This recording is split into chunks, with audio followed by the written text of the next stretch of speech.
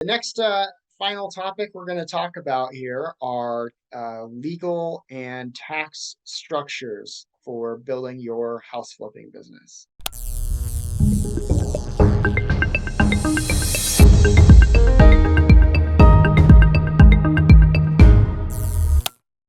Now, I need to preface this with I am not a lawyer.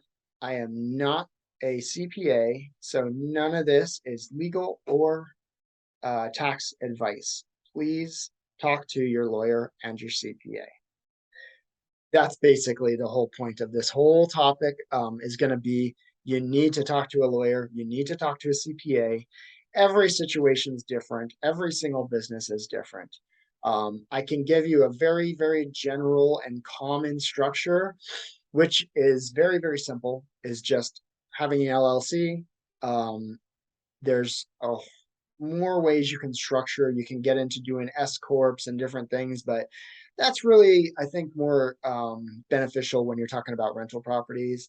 Again, I'm not a tax professional, but my advice that was given to me was that there was two different options that were given to me. One, I was told by a couple of different lawyers I spoke to that you don't necessarily need an LLC because you can just get a really good umbrella policy, which we have, and that'll protect you just as much as the LLC. Because if somebody's going to sue you, they're going to sue you regardless of whether you have an LLC. Now, the advantages of having an LLC is it is much more professional. You are a business. That actually is what makes you a business. So now I was flipping houses and investing for years before I started my first LLC. But I did. My partners that I was working with did have LLCs, so we always flipped houses under their LLCs. And then I was essentially paid as a contractor to the LLC, even though I'm the one that did all the work. So that's that one option. Really, you should, if you're serious and you want to start this business, go out and start an LLC. It's really easy. I think probably the majority of people starting off will just go to an online service like LegalZoom or any of those pages where you can make your own LLC quick and cheap and easy. And then the other option is you can hire an attorney. And if you hire an attorney to start your LLC, I would expect that you'd be paying somewhere between 500 to maybe 1,500 on the high end dollars in order to have them form the LLC for you. So again, I think that's something you can just do on your own. You don't need to hire an attorney in most cases, but you should talk to an attorney. And you probably should have an attorney look over your LLC once you've prepared it yourself. So that's how I would structure. I would start an LLC. That way, when you buy a house, also, if you're doing this on your own and you're using hard money to finance your flips, you will need an LLC because the hard money lenders will not lend to you personally. The property has to be purchased by an LLC, and the loan will be given to the LLC. So that covers the legal structure. That's also pretty much covering the tax structure.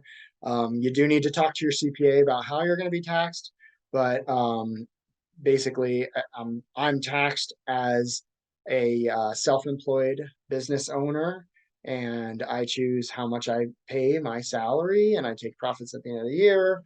And basically, all of that is very similar to any other small business that you would own and how that would operate. So again, it's very critical that you talk to a real estate focused attorney and that you also talk to a CPA. And I highly recommend a CPA with experience in real estate.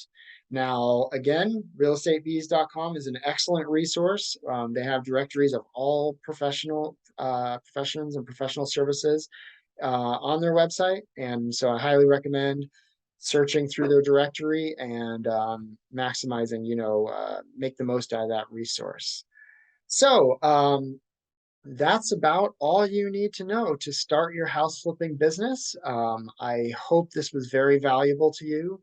I hope you'll take it seriously. I hope you will commit and give like we talked about, the very first thing that you need to start the business is that attitude, the drive, the determination, and the willingness to just to work, to outwork all of the competition.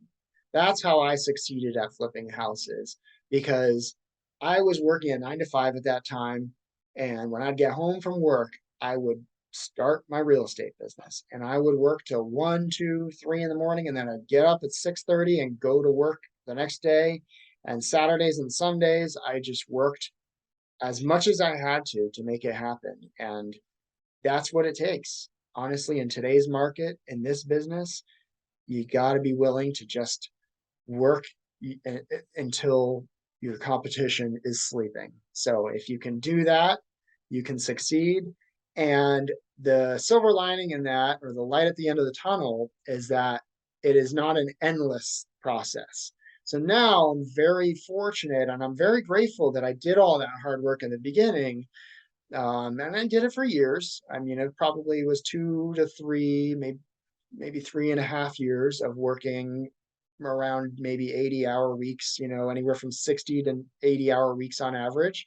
Well, today I have the luxury of not having to work. My business is supporting me completely. In fact, I just took about 4, 5 months off, where I did work, but I maybe worked 10 hours a week on average. And I traveled. I went home for a month and spent time with my mom there. And then I went to another vacation for 3 weeks, and I've just spent time around. I get to surf every day. I get to spend time with my dogs and my daughter, and loving my life. So um, it is worth it. The one caveat I'm going to leave you with this. Going back, it kind of relates to the old saying, if you love what you do, you'll never work a day in your life. I think that's true. And I think if you are somebody that loves real estate and you find this industry fascinating, then you can work 100 hours a week, and it it feels like nothing. You enjoy it. And it's even on those nights when I'm working till 2 in the morning, it would be hard for me to stop because I love this business. I'm so passionate about real estate, and I love helping people. I love, just everything we do. I love looking at the houses and running the numbers, and the whole process of it. This is what I was meant to do, and I love it. And so it I don't want to say it was easy to do that in the beginning, but it certainly makes it much more doable if you really enjoy this business.